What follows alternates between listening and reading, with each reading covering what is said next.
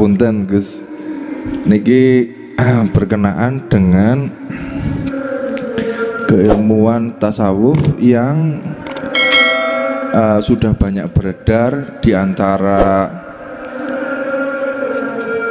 di beberapa tempat gitu yang saya suka temui gitu. Yang kula badhe taken iki tentang pemikiran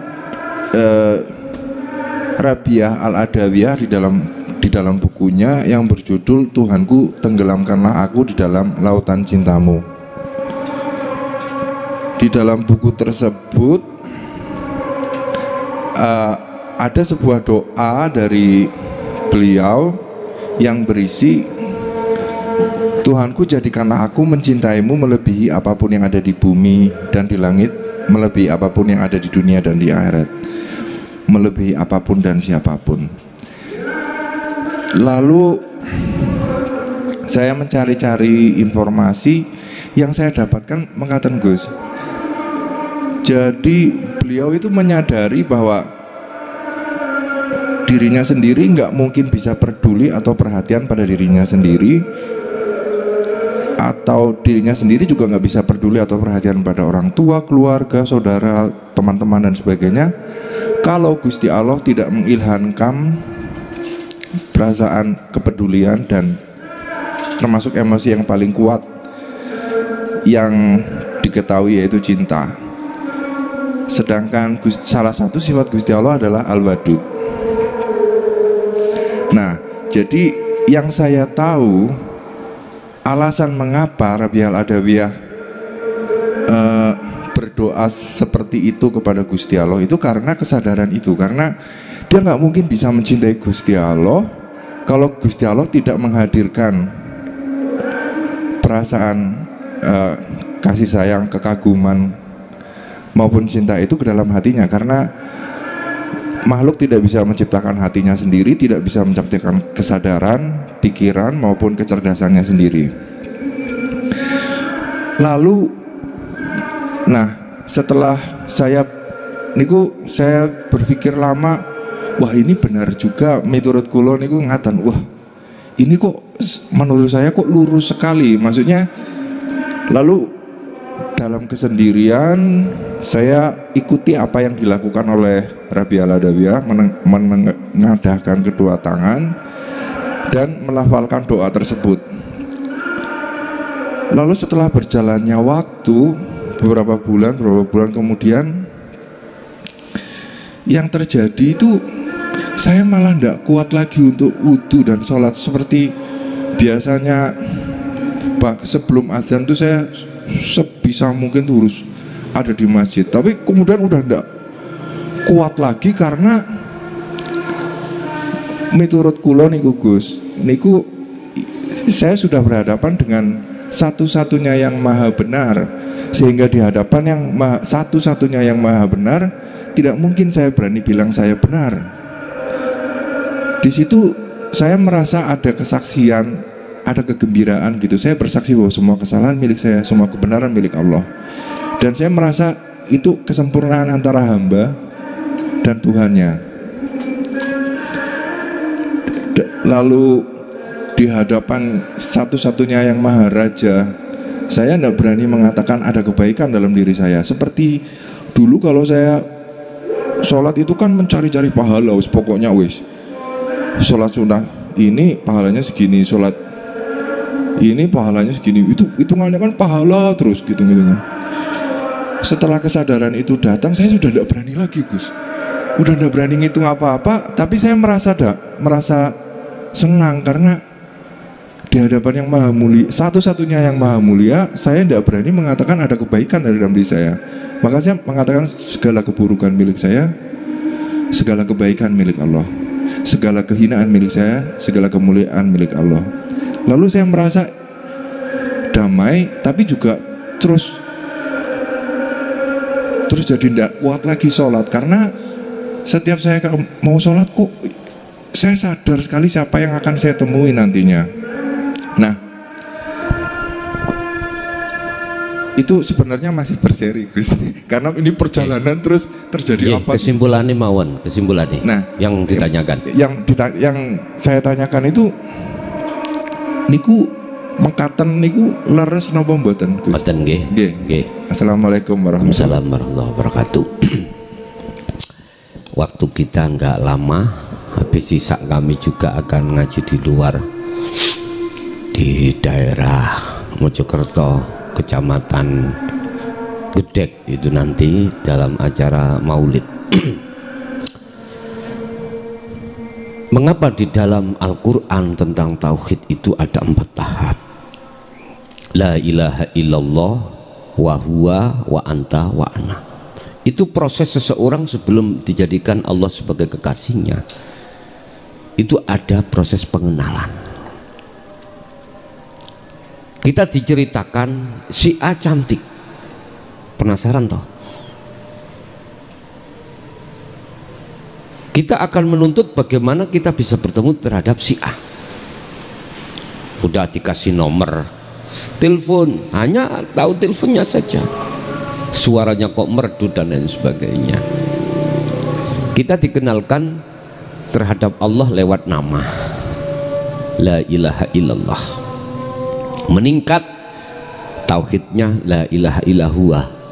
Di situ ada satu kerinduan. Belum bertemu ini. Proses kita. Sehingga membahas masalah fadol, anugerah dan sebagainya. Itu bentuk proses. Tapi belum sadar kalau itu masih kurang benar lah gitu toh. Karena proses pada saat momen seperti itu belum sadar kalau itu masih kurang benar. Anggapannya sudah benar. Akhirnya naik ke anta. Semakin rindu, kaya apa sih Gusti Allah itu? Seperti bagaimana sih? Makanya tidak salah Robi Adawiyah kalau mau memfatwakan pengalamannya lewat kitab tersebut.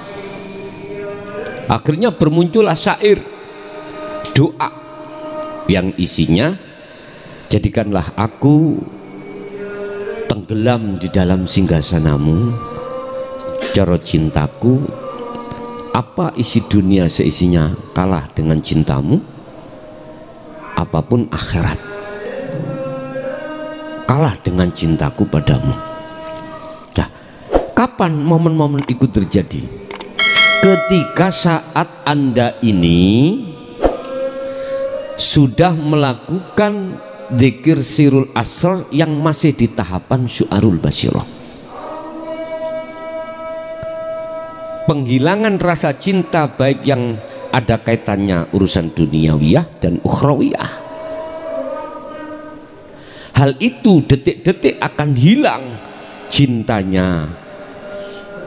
Duniawiyah dan ukhrawiyah akan dikalahkan dengan cintanya dia pada Tuhannya, manakala sudah detik-detik di dzikir sirul asrar di tahapan ainul basirah.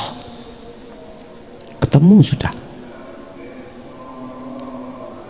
Sehingga apa kemewahan, kesenangan yang berkenaan dengan duniawiyah dan ukhrawiyah lebur saat itu. Udah. Sehingga diceritakan ketika beliau diparani didatangi seorang pemuda, dan pemuda itu mencintai karena matanya. Beliau akhirnya mencukil matanya, diberikan sang pemuda. Robi Adawiyah itu. Dengan cara bagaimana Robiah itu mau bisa sampai pada Tuhannya dengan rasa. Itulah yang kumaksud zikir sirul asrar, rasa. Awalnya dari rasa iman,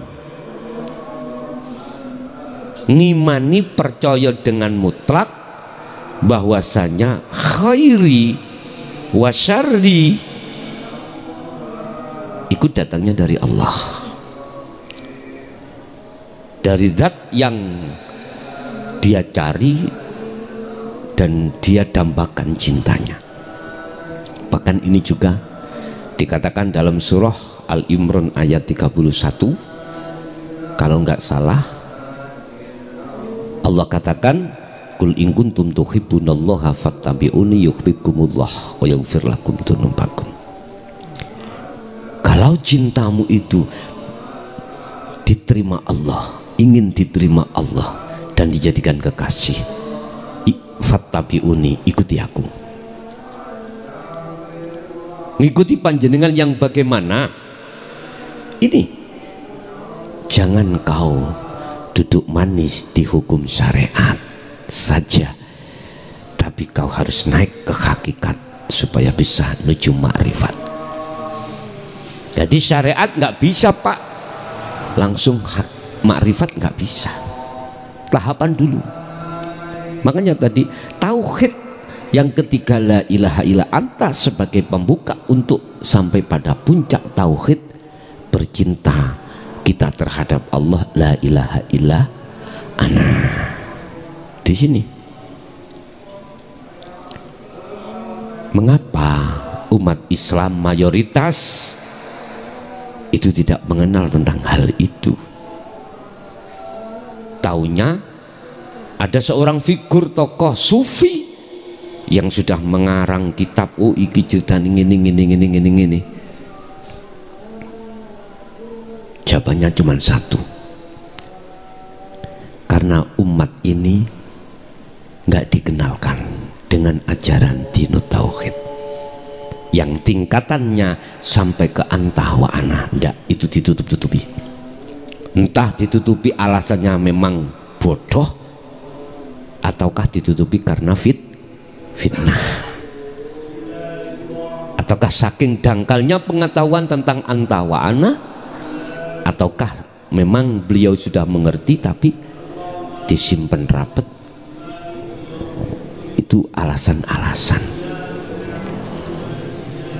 Bahkan di ahli kitab yang lebih ekstrim adalah beliau berfatwa dzalika dhalalatun. Mereka mengatakan ajaran itu ajaran sesat.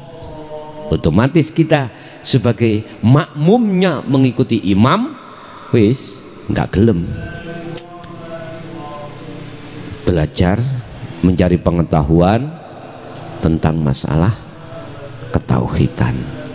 Memang cinta itu yang menanamkan Allah, memang semuanya memang dari Allah. Cuman pertanyaan saya, mengapa Allah satu sisi tidak menanamkan rasa cintanya terhadap Allah, satu sisi menanamkan cintanya pada?